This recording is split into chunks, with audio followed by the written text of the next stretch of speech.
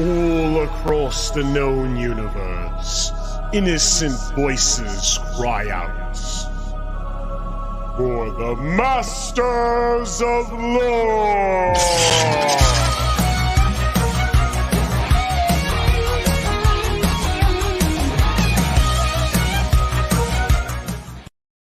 What's up, party people? I am back.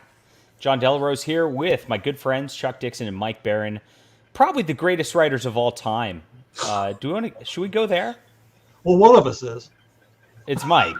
Yeah. Mike. Yeah. Right. Mike's just accepting it. There you go. As he should. You deserve it, Mike. It's been a wild week in comics. I guess, Chuck, you went from this campaign, which I was like, I mean, I'll be honest, I wrote it off, and I talked to the publishers for the 100 Ninja Bear. Nice guys, Phenom Comics. I really enjoyed chatting with them. And they were like, yeah, we'll just use it as a promotional campaign, whatever, just get the word out there about us. It's fine. And I think even they'd written it off. And then overnight, like 3 days ago, Yep. Boom, you're now less than $1,000 away towards funding this beautiful thing. And I'm so excited. This is 360 pages. This is a mega book. This is not just like your thin little comic. This is thick. This is like AOC's booty. It's an actual deal. I mean, it's a steal, for $30. But yeah, I mean, they were like, well, we're going to use this as a promotional tool. And I go, but I don't want it to be a promotional gimmick that fails. I mean, how does that make me look? Right. I couldn't sell this damn thing. And so I went on Eric July. I said to Eric July, would you have me on? And then, of course, I'm on the day after he hits $1 million in 2 hours. Awesome. And, he's the new crowdfunding god. And then he's so busy, like I understand, he can't put the video out, right? He's got so much he's doing. And then finally, I'm like, could you please put my video out? We've only got 6 days left. And he drops it, and then that starts the rush. So it shot up 20 grand overnight. I've never seen anything like it. His reach is so big. He's got just like and he's got such a comic loving audience. Yeah. It's really energizing. I really think I think we're at the start of something, and I think we're just at the start of it too. That it feels like Comicsgate when it kind of started 2017, 2018, when Vox was kind of doing alt hero for the first time, and then people were like, wait, you can crowdfund that kind of money? And and then it sort of snowballed everything. I feel like we just have another snowball building, and the future seems bright, gentlemen. It really does. So good stuff. So how was that interview? Did you enjoy yourself? Are you with Eric? I've been on with him before. I like talking to him. He's fearless. He's a big Batman fan, I know. So yeah. No, I enjoy talking to him. He's got a peculiar interview style, but I really like it. Like he'll talk for a while, describing something, and all of a sudden the question comes. You're like, oh, I better wake up. It's like a production meeting. All of a sudden, what about this? Oh, okay. I was just listening to you, and now I've got to think about what to say. So, nice. Yeah. Well, this is what I would love to try to get this funded on the show. I know our reach is not quite as big as Mr. July's by any stretch of the imagination. But guys, let's try to get this link out there. There's 53 hours less than $1,000. It's definitely within reach at this point. Yeah. And I think it will hit sooner rather than later. But let's support our friends here and make sure that we get funded. And then we'll have Mike's book coming up very shortly. Very shortly also. When's your launch for the Private American, Mike? It's going to be next month sometime, but we're signing people up now. I put the address in the private chat. There you go. What's this dog? What are you doing? Cool. So what's Hunter Ninja Bear about other than a hunter, a ninja, and a bear? Well, it's set in the early 1800s in Japan, and at that time, they were abolishing the samurai class, and ninjas, of course, were totally outlawed. Puppy, I'm distracted. He wants to listen. That's good content. I'm going to let Freddie speak for me today. Hello, Freddie. Is that a cat girl on your shirt while you've got a dog in your lap? Yeah, that's Steve Rude art design. Oh, wow. Steve's Steve got Rude, a crowdfunder going now, too. That's right. It's got a Nexus book coming out. Yeah. Cool. Sorry, I didn't mean to interrupt you. There's a dog, and I'm ADD. It's my generation, Chuck. I can't focus. You know. You got to stop for the dog, man. Talking to the dog. All right. As you were, boys. Sorry. So anyway, you got this ninja clan. They're in hiding. They've turned to farming, and they begin to get plagued by this group of bears. You know, I don't know if it's global warming, climate change, whatever. And these bears come into their area, and they almost wipe out the whole clan. And ninjas don't know much about animals, killing animals, so they send an envoy to the United States, and he hires a bunch of mountain men to come back to Japan with him and hunt these things to extinction. So it's clash of cultures, man versus nature, blah blah blah. But it's a action epic, 360 pages. I have to stress it's completed. You're not going to wait that's cool. to see this. It's completely finished, and gorgeous artwork, as you can see. Mel Ruby. This art's fantastic. Yeah, Mel Ruby, Rob Hunter, Ivan Nunez on colors. So, and what's unusual, it's 360 pages. It's all by the same art team. I mean, that doesn't happen very often. That doesn't happen very often. I tried to get a book done about that length by, which is my Flying Sparks, by the same art team. I almost made it work. Yeah. And I got 2 issues to go, 44 pages left, and no longer. So you guys got it awesome here. Ebook is cheap, only $10 for an ebook. Yeah. That's crazy. Yeah, Phenom cracked the code on how to keep the same team on for 360 pages. How'd they do that? Good page rates. Nice. So there was no temptation to go, well, this other job's paying better. No temptation. Yeah. $10. They shorted themselves here. They shouldn't have done this. Yeah. They could have charged. They could have charged more. Trying to get word of mouth out there. I mean, they are going to, they are soliciting this as a 12-issue maxi series as well. But this is your chance to get the whole thing right now. I don't read digital comics, so I went for the paperback at $40, which is also very reasonable, especially for a Kickstarter sort of project like this. All formats plus swag. So we got some T-shirts and some hats and some stickers here also. Yep. All formats plus a poster, and then everything. So if you want to grab the sticker, the poster, the T-shirt, and the books, this is the spot to go. Good stuff. Looks like we did get you up a couple more backers during this. I don't know if it's us in the chat, but awesome. So Dick's out for Dixon. So wait, this is something that came out a while back, the Dick's out for Dixon thing. Yeah. Did you embrace that, or did you? You seem like a serious guy who's very very easily offended. I don't take myself. I take my work seriously. I do not take myself seriously. So, excellent. But do you know the origination of that meme? Do you know the whole deal with that? I thought it started with Ethan. Ethan started it, but there was a prior meme to this. So you're actually so Ethan changed the meme to some degree, and he started saying that, which is great. I mean, so one it just exemplifies that your books are high tea. They're manly, right. And they are, except for Birds of Prey. Birds of Prey wasn't very manly, thank God. But look at how many times they screwed up.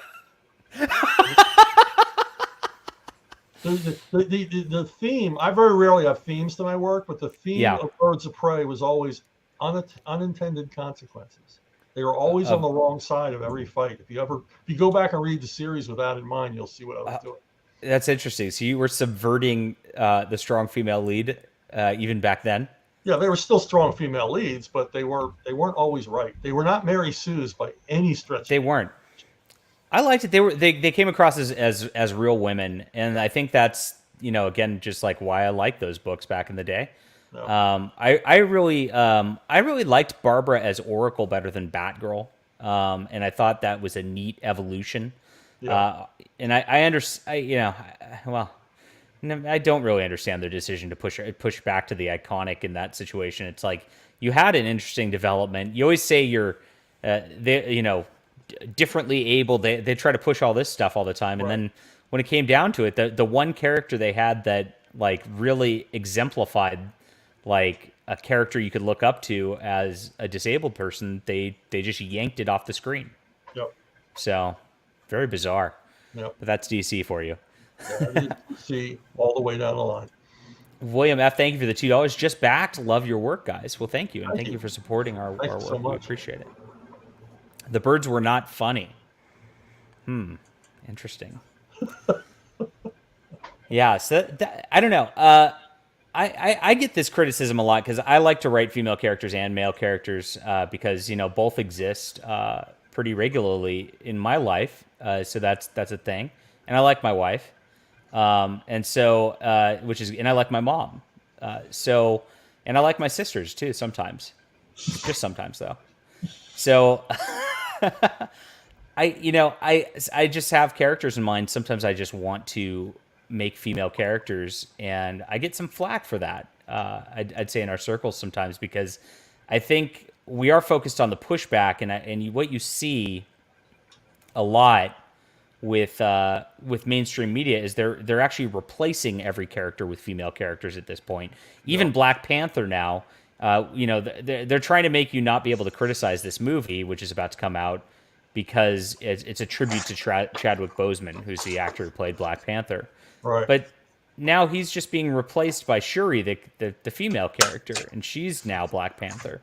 So every character, they're doing that. So I get the frustration, especially from men who are reading these books. Like, that never happens the other way around. You never see a female character getting replaced by a male character, or or a new male character coming out in the mainstream entertainment whatsoever. Right.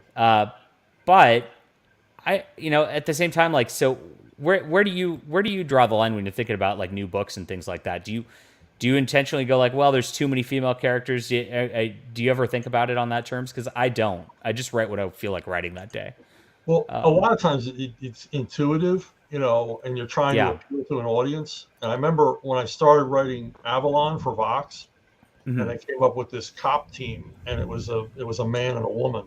And Vox called me on the phone and says, you don't have to make her a woman. This isn't a Marvel. And I said, you know what? You're right. I don't, because it's kind of stupid that she's a woman. She wouldn't be in this role. So I took her out. I have nothing against, obviously I have nothing against strong female characters. I made my bones in the business writing strong female characters. So, but sometimes it just doesn't make any sense. That's fair. But it's not just that they're replacing so many characters with women. They seem to be replacing so many characters with angry Black women. And they're always angry. It's like I know a lot of nice Black women, and none of them are angry. Like, I know, it's like, what's the deal with that? I know Black women have a full range of emotions. Imagine that. Yeah.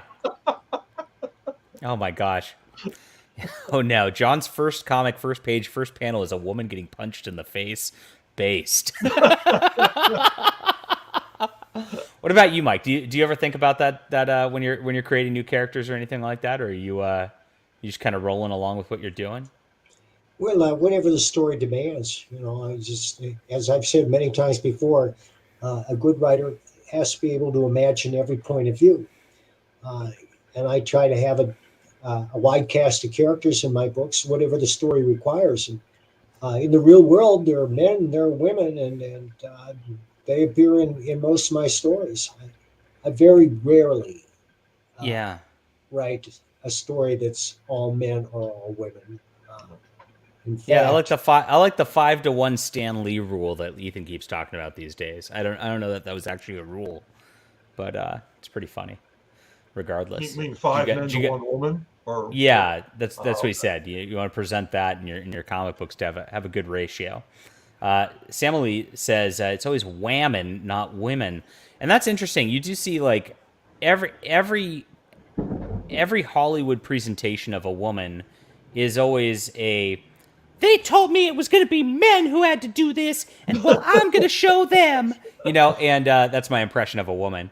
No, it's pretty good. I thought a woman had entered the room. Yeah, I could identify as one, and you can't question it, or you're a bigot. No, so, I would never do that. I think that presentation's more what's tired. I never I never hear a woman talking like that in real life, ever. No.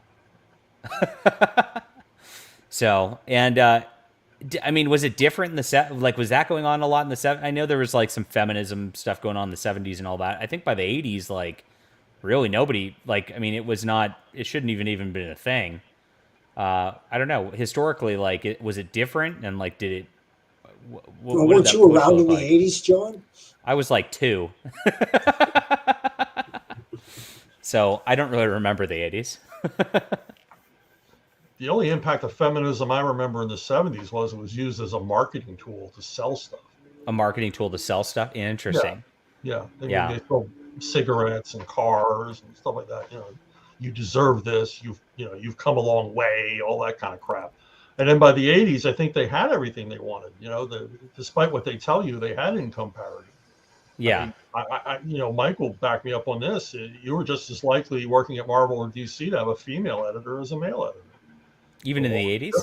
Yeah, even in the 80s, Well, especially. now it's probably flipped. I know I did an analysis of the publishing industry just for sci-fi publishing, because it's hard to get data on this stuff, because they don't want you to have real data on this stuff, because they can't make narratives out of stuff if you have real data. But what I went through is there's a few magazines which are consistently like Analog, Asimov's, Fantasy and Science Fiction, for short fiction in science fiction fantasy, that pay pro rates. I'm not counting, some guy making his random magazine or whatnot, but the ones that paid pro rates, I actually went through every issue of all the ones that were regularly out on the stands. They have to come out like 6 times a year. And I totaled them all up, and I totaled up the amount of men's stories and amount of female stories in there, and it was like a 70-30 ratio in favor of females to get published at that point. Yeah. And I started asking what the submission rates. This is before I was known, so like these people would talk to me. They won't even respond now. But I started asking what the submission rates were to the editors. I'd email them and be like, "So what's it look like?" And they go, "Oh, there's about 10 to 1 male to female submissions." So they actively choose the females 70 to 30, and it's 1/10 of the male submissions. So as a male trying to get published, and they do look at it. They do look at like whether you're a male or not on there when they're doing these sort of things. Your odds are astronomically lower than if you just put in a female pen name at this point. And so I recommended everybody just make female pen names. I mean, I know that women did this back in the 50s and 60s, but it needs to be the other way around now if you want to get published by these companies. Yeah, I wrote under a female pen name when I was in children's books, because children's books, everyone was a woman. The editor, Really? the art director, the agents, they were all women. It was a woman's world. And, they would say, well, we can't have this book written by a man. So, well, I'll write under a woman's name. Who cares? And the only man at the publishing companies for the children's books was the sales department. So eventually I learned to pitch to the sales department, not the editors. That's amazing. So when the editors found out that you were actually male, was there any pushback on that? Well, they knew I was male, but they said, we can't. Oh, they did. We can't have a Raggedy Ann and Andy book written by Chuck Dixon. I said, well, it was created by Johnny Gruel. You don't have a problem with that. And so I had to use my grandmother's maiden name. That's crazy. Yeah. So, and how recent was this? Oh, it was back in the 70s. In the 70s. Yeah, publishing was already so far like this. Oh, wow. Yeah. It was totally. I never had a female editor. The only guy I can remember in creative was Little Golden Books art director was a guy. That's shocking. The guy I knew. So I can't believe that's the case. Like, so I knew this kind of switched over by the 90s, early 2000s to where females were dominant in publishing, despite what they always say they need to do. And they do these all-female anthology months and all these for these magazines, like they need more representation. And it's like, wow, this is crazy. Interesting. I didn't realize it was like that back then. Mike, did you ever have any experiences where it's like you thought that there were problems in publishing just due to you being a man? Not in the 90s. No, I think, and Chuck will back me up, we have problems getting published by regular publishers because we're conservative. Well, that's true. Yeah. I know that's the case, and that's been that way for a while. Now, was that creeping in the 90s, or did that mostly... I think, Chuck, your problem started in the 2000s, if I remember correctly. Is that true? Yeah, it really blew up for me when Denny O'Neil retired. And he was like the last of the old breed at DC. And, and even though he and I didn't agree on almost anything politically, it didn't matter. After he left, it mattered. Your politics Interesting. mattered. And even the guys I love the guys that worked under him, but they had such a weird view of conservatives. I could never understand, where the hell did you get these ideas? We had an artist, we went to lunch to talk about a project, and an artist tagged along. He wasn't connected with the project. And he said at lunch, I'd love to, this is something I'd really love to do. And I said, you know what? You'd be perfect for this, right? So I'd really love to have you on this project. We're walking back to DC, and one of my editors, pulls me aside and says, you sure you want to work with him? And I said, why? He goes, well, he's gay. I said, yeah. Well, I didn't think you'd want to work with a gay artist. And I'm like, well, why did you think that? Well, because you're a conservative. Like, that's crazy. This is about the narrative and the agenda. Yeah, that's interesting right now. No original thoughts. No, they have a narrative and an agenda, and they shoehorn everything into that, and they ignore reality, and they don't have a wide circle of friends. And in fact, these people that live on either coast, they look down. They view with contempt everybody in flyover country, sneering at the roots. That seems to be the issue. I was just talking to a person kind of in my comic spheres, and we're friends on the comic book level, right? It's a wonderful lady who's she's actually a big Mike Baron fan, and loves Nexus and loves a lot of the old House of Mystery, House of Secrets kind of stuff. And so she asked me just a few minutes ago, actually, before we started, like, are you anti-LGBT? And I'm like, well, what do you mean by that? Because like actively? Yeah, it's like a moving goalpost these days. And I think it sounds like that's what you were kind of getting back then. Every night, right? I go out there and I'm just like, let's go. And I think it comes down to, like, I don't know anybody on the conservative side who, like, wants to go out and harass somebody. And so, like you said, like, I mean, if there's an artist and he's gay or whatever, I wouldn't even ask the question of whether he was or not. I don't care if, I want good art for my comic book. Right.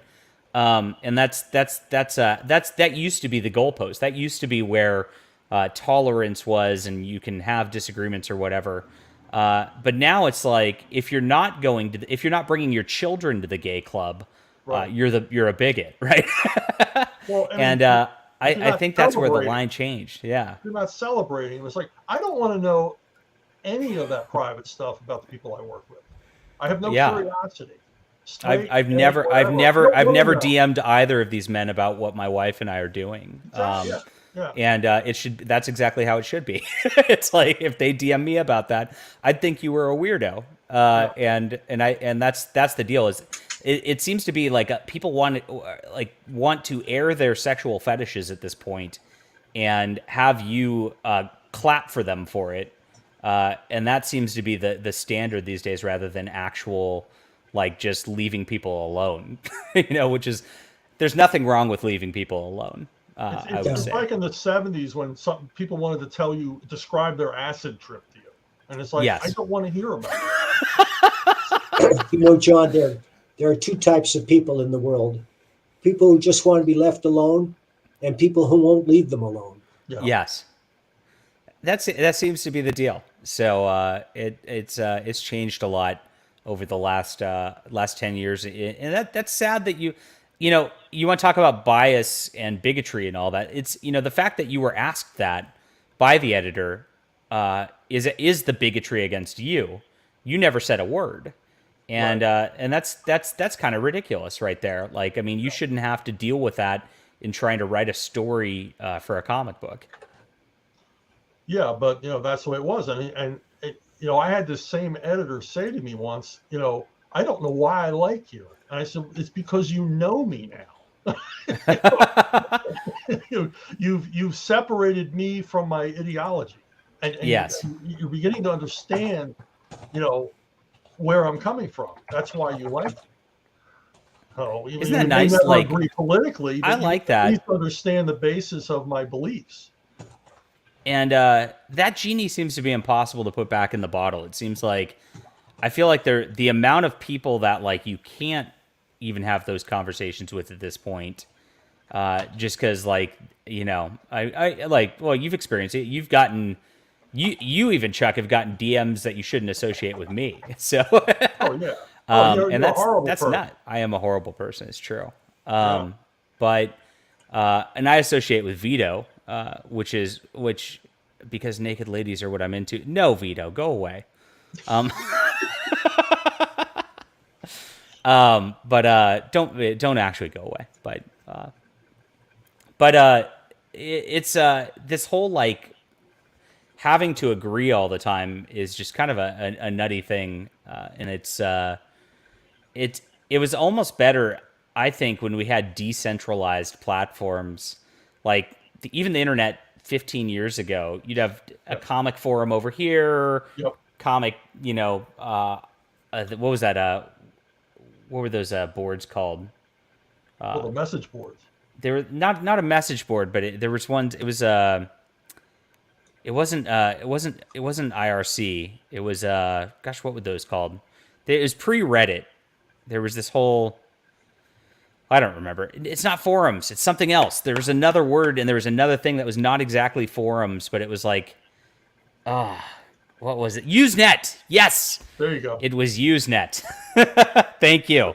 But it was wide open. It was wide open. It was the Wild West, and it was a level playing field. I mean, I could reach tens and tens of thousands of people from my message board. And I can't. It's pretty neat. I don't have that reach now because it's all controlled. It's all controlled, and it's like everybody funneled you into Facebook and into Twitter and into YouTube, and that's the only way you can see things. Guys, we're at 49,311. Chuck is less than $700 from funding. Shoot this across. By the way, put this link everywhere. Get this across to your Twitters, your Facebooks. Look, when you post a link, I always tell people this.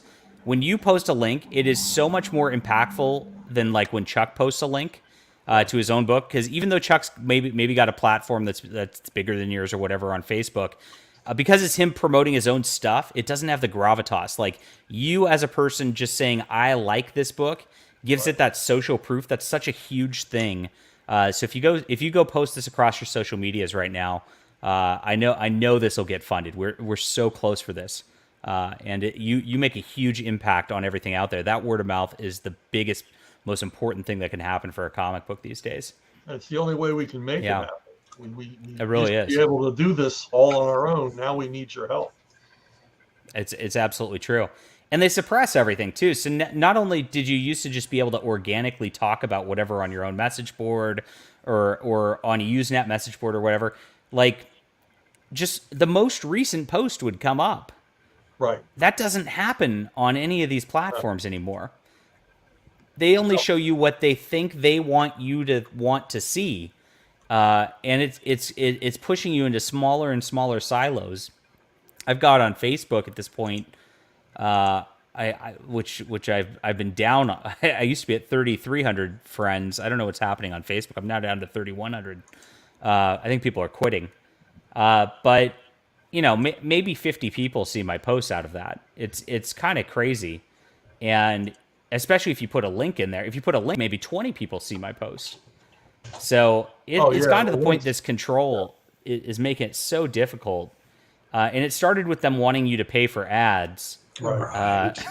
They simultaneously threaten you and try to get you to give them money. Well, that's right. I suppose the two go together. And what a scam! Give us $50 and we'll reach 3,000 of your friends. Well, you have no proof they've done any of the things they claim they've done.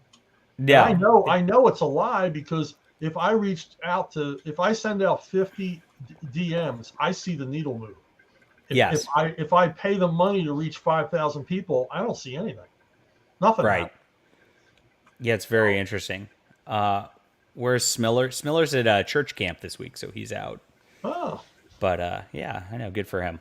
good for him. Yeah, it's become more difficult. Do his parents drop him off, or Do his parents drop him off at church camp? Yes, probably. with a little juice box, you know. Yes, so, yes. And a peanut butter and jelly sandwich. So, yes.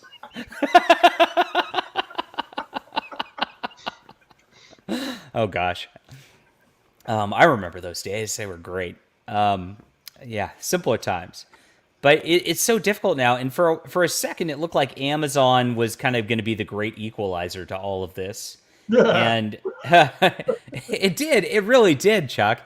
And you could put a book up on Amazon, get it seen. You know, it was the same thing. Like you'd get randomly into.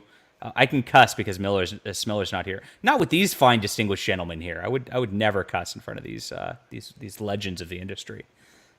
You know, they've got standards. So you could put a book up there, get it seen by a lot of people. And I think like around 2017, 2018, that also changed. It seems like around that time, all these companies, I don't know if there was like an evil legion of evil corporate board meeting or something somewhere. Well, what happened at Amazon was there was a fight between the retail people and the IT people.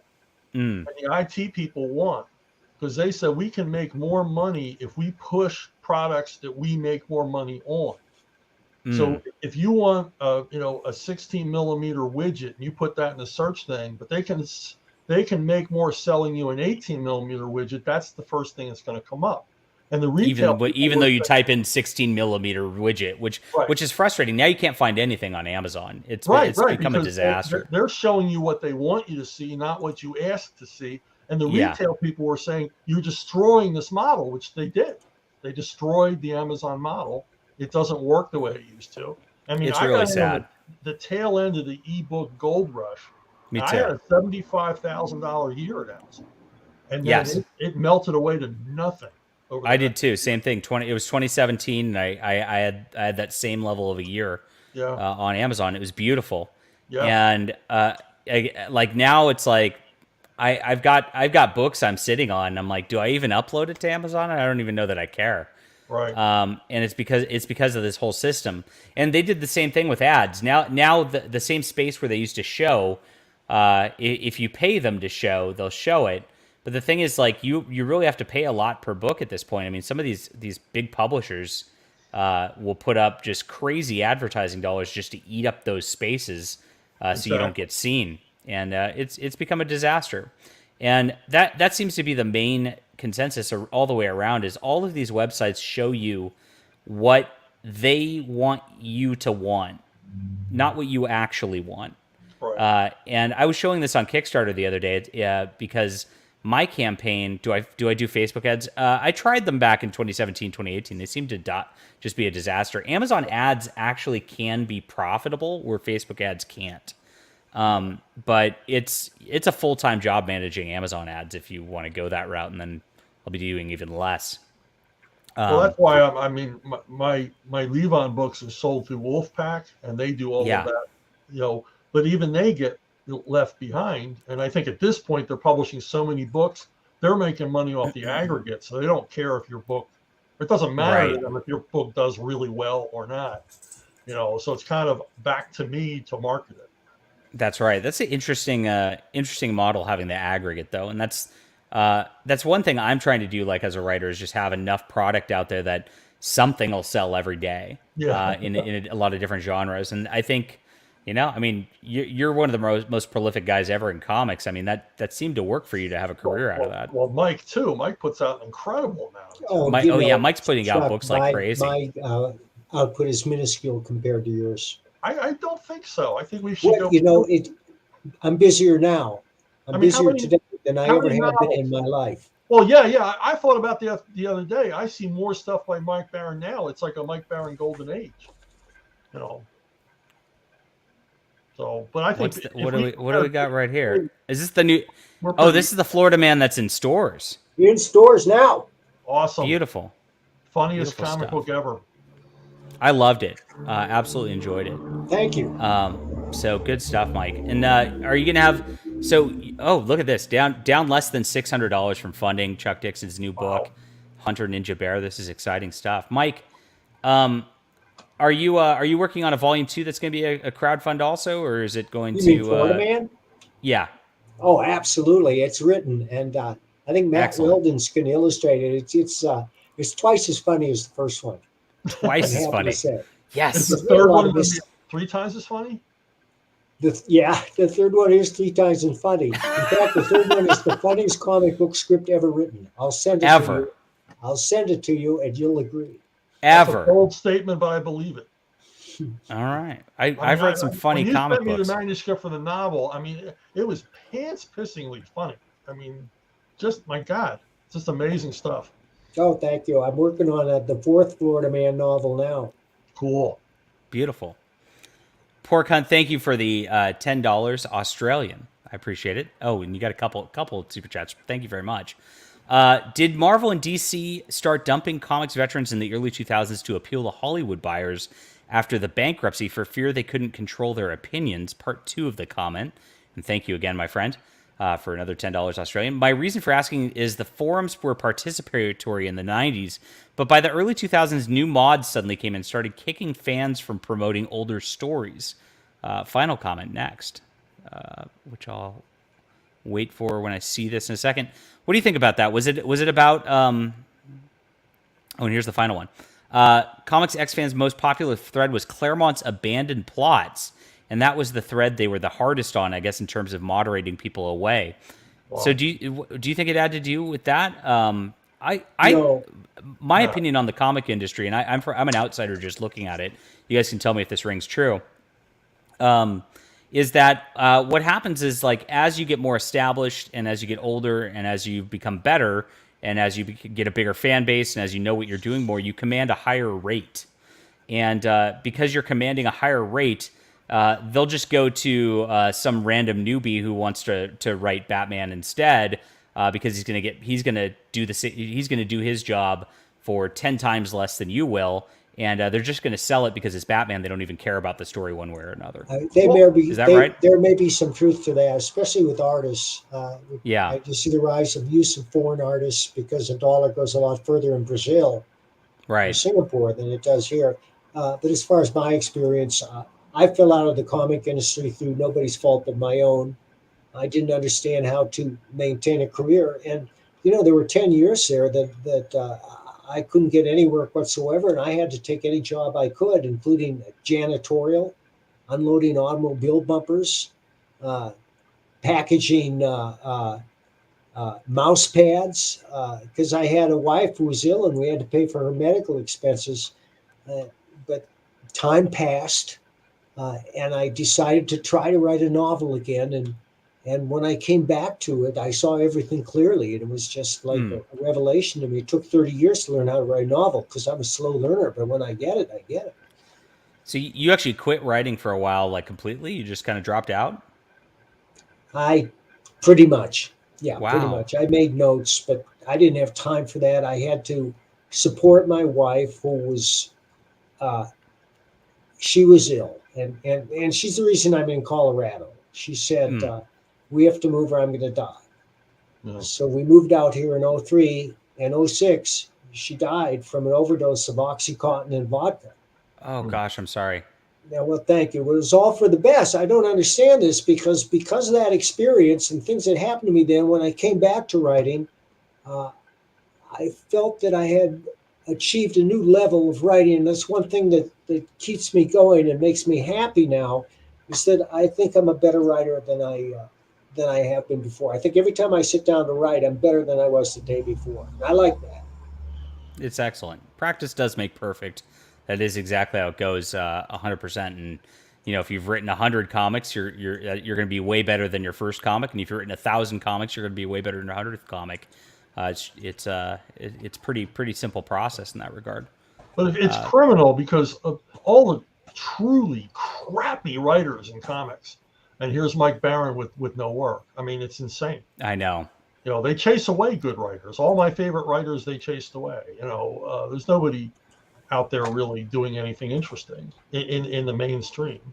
But there's a lot of reasons why some creators were marginalized. Some of it was political, but a lot of it was if you weren't in the clique.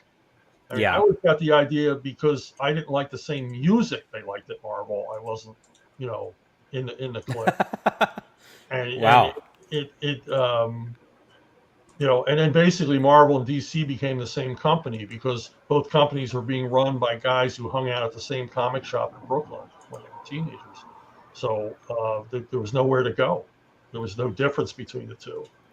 And, interesting.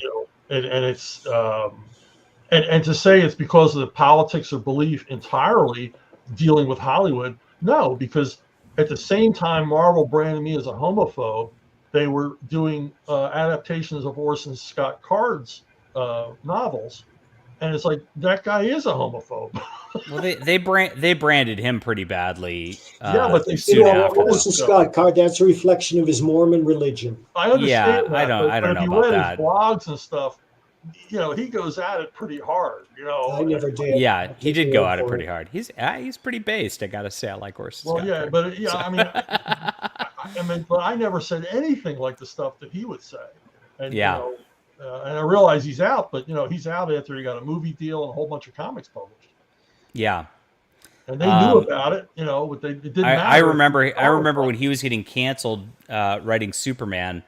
But Orson Scott Card, the thing is, Ender's Game really is a seminal work of science fiction. Absolutely. To the point where... And it's a miracle the movie got made. And the movie is one of the truly great science fiction movies ever made. I thought it was fantastic. A lot of people shit on it, to be honest. The ideas are but brilliant. I thought it was good. It's not just animals and monsters and spaceships like Star Wars. It's a deep, philosophical, but exciting story. It's incredible. And it's one of those that transcends. My mom never reads a science fiction book ever, including mine. And she's read Ender's Game, So it's like, she's a romance reader, which is fine. Whatever her floats her boat. But she's read it. Everybody's read that. I want to say before we go, when I said that he truly is a homophobe, I meant by their definition, not by their. Okay, I was like, are you attacking my boy Orson Scott Card? He was like he was like the leftist Merriam-Webster's dictionary, definition of a homophobe. So, excellent. Yeah, I don't like using their words ever. No.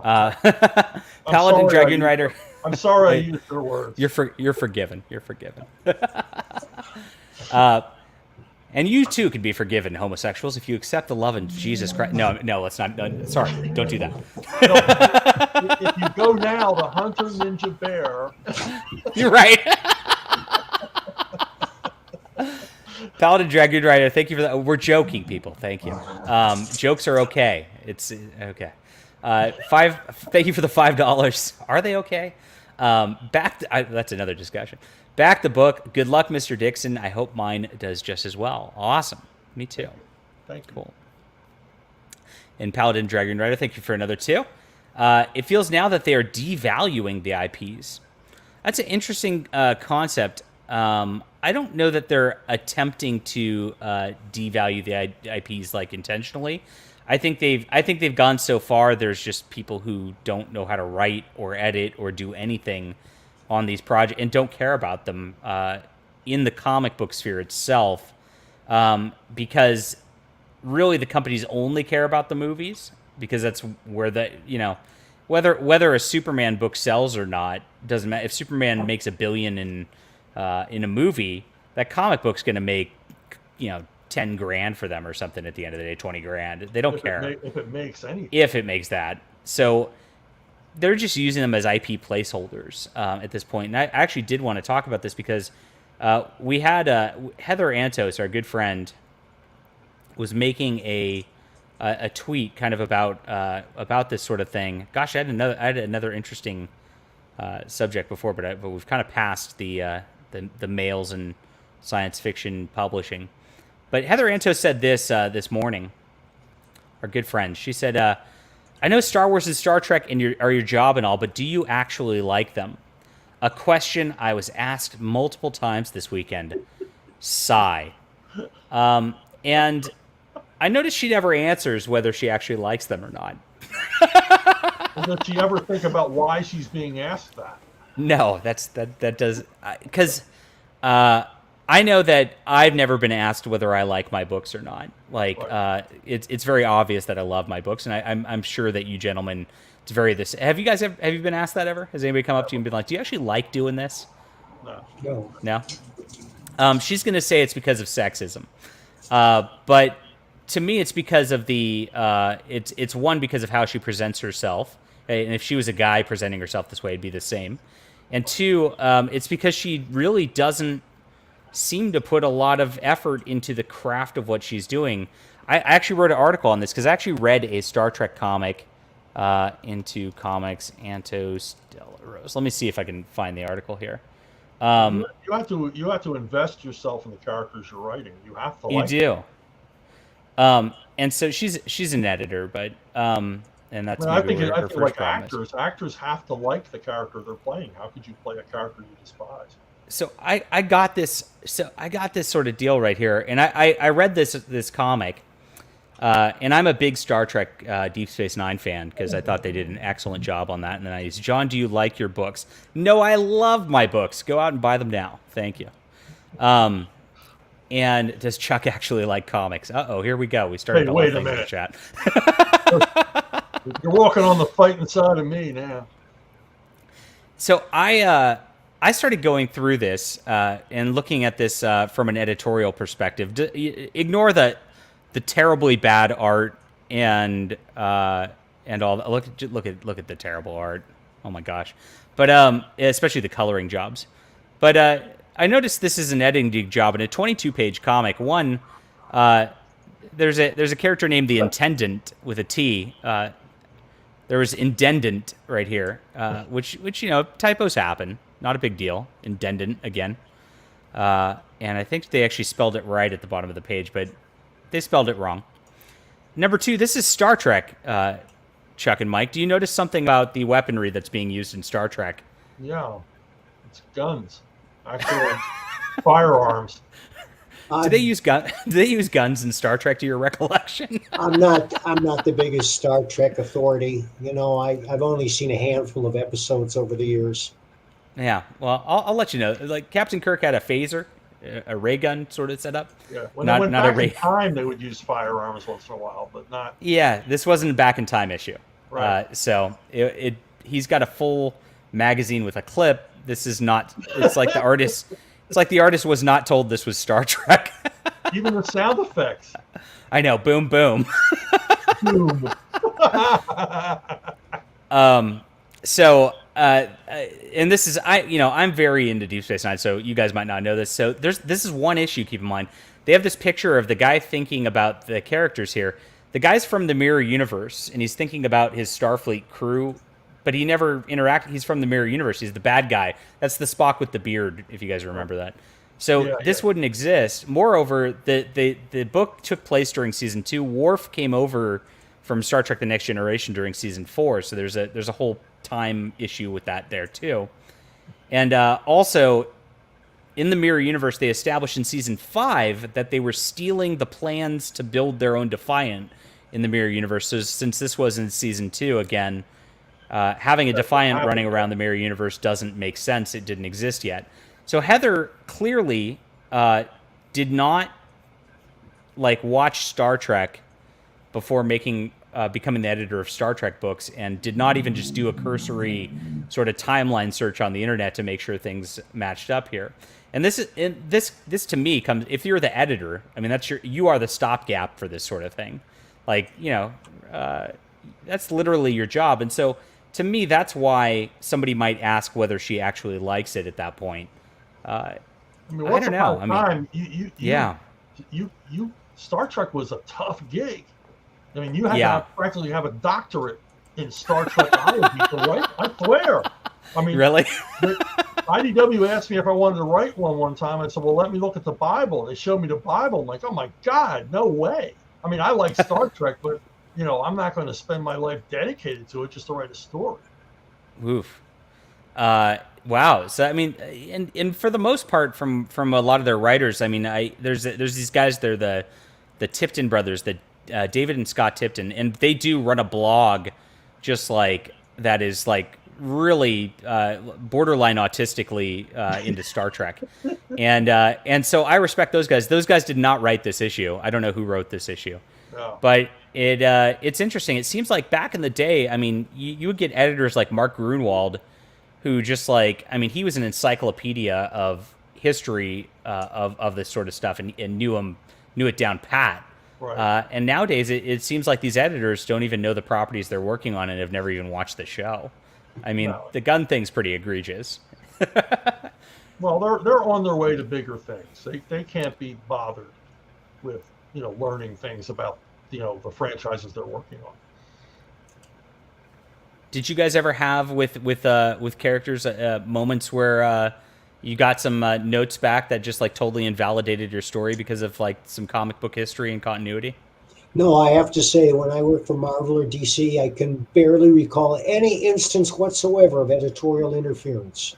Really? Yeah. Are you being sarcastic? No, I'm not. I seriously really cannot recall any editorial interference whatsoever. You broke Chuck. Well, I worked on the 1 million crossover, which nearly broke me, and so I don't hold my manhood cheap. It nearly broke Dan Jurgens. So. Oh, really? Okay. A guy who never complains, a guy who shoulders, anything without a whining, and he was like, I don't even know what I'm writing anymore. Okay. And I was the same way. I had to rewrite an issue of Robin so many times. Because they kept changing everything. It was like a crossover and said, well, throw that out and start on this. It's, but I've already written 2 issues relating to this. It was insane. It was the worst time I ever had. The 1 million crossover? A 1 million crossover. I mean, it was like, well, we changed our mind. The bad guy's going to be this guy. And it's like, what? And a lot of it was gobbledygook. Didn't most of that like take place like in the year 1 million or whatever? So. Yeah, like you really didn't have to. It was the 1 millionth issue of each book. Oh, I okay. forget how many years in the future that is, but and it was like, but we had to write stuff that was contemporary and then stuff set in the future, and it was a mess. I mean, when I was first introduced to Grant Morrison, Dan Rassler, I was at a con. Dan Rassler says, "Chuck, this is the that pain in the ass from Scotland, Grant Morrison," because he knew what a hard time I had with it. And I said, I didn't know you were from Scotland. Wow. Yeah, that was horrible. Oh, well, that's interesting. I know the crossovers. Mike, let's see. Mike, were you involved in many crossovers? You were in Millennium. You had to write Flash, as I recall. Do you remember I that? wrote the first 13 issues, and there were no crossovers. I used to. I thought Millennium was in the middle of that. Like Vandal Savage, and when I wrote The Punisher, for the first 3 years, I treated it as a straight crime story.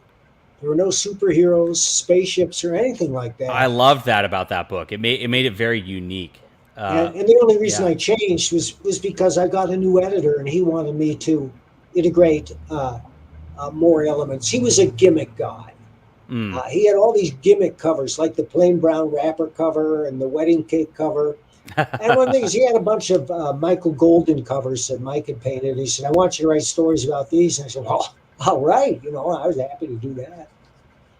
Interesting. I enjoyed a lot of Morrison's earlier stuff. Grant Morrison didn't know what he was writing either.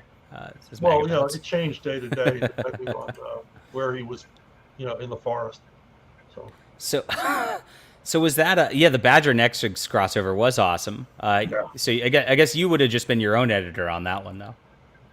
Well, yeah, but then, when Dude started publishing it himself, he started changing all my lines. So the last Badger Nexus crossover, which was in Gormondo, let me see that. I think I got a copy down here. I'm here in my Rebel. Thank you for sending me that, by the way. I appreciate it. You're welcome. The art is beautiful. Who was your first Punisher editor, Mike? Carl Potts. Oh, Carl Potts is amazing. Okay. That makes sense. He didn't do enough, right? One was. Who was the second one? Don Daly. 'Cause Don Daly.